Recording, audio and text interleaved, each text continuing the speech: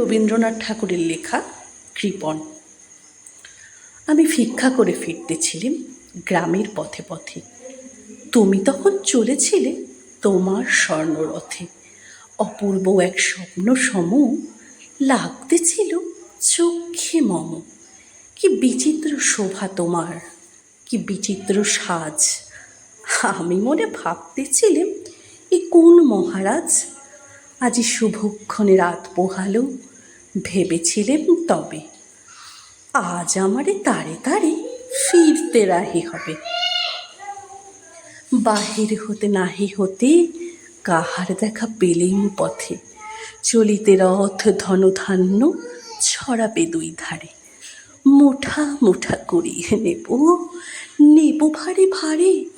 দেখি সহসা রথ থেমে গেল আমার কাছে এসে।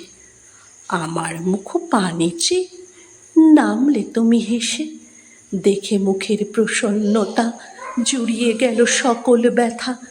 হেনকালে কিসের লাগি তুমি অকস্মাৎ আমায় কিছু দাও গো বলে বাড়িয়ে দিলে হাত। মরি, এ কি কথা রাজাধিরাজ, আমায় দাও গো কিছু। শুনে ক্ষণকালের তরে রইল মাথা নিচু। তোমার কি বা অভাব আছে ভিখারি ভিক্ষুকের কাছে। এ কেবল কৌতুকের বশে আমায় প্রবঞ্চনা। ঝুলি হতে দিলেম তুলে একটি ছোট কণা।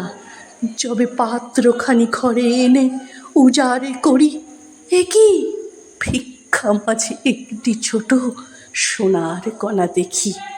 দিলেম যারা আছে ভিখারিরে, স্বর্ণ হয়ে এলো ফিরে। তখন কাঁদি চোখের জলে দুটি নয়ন ভরে।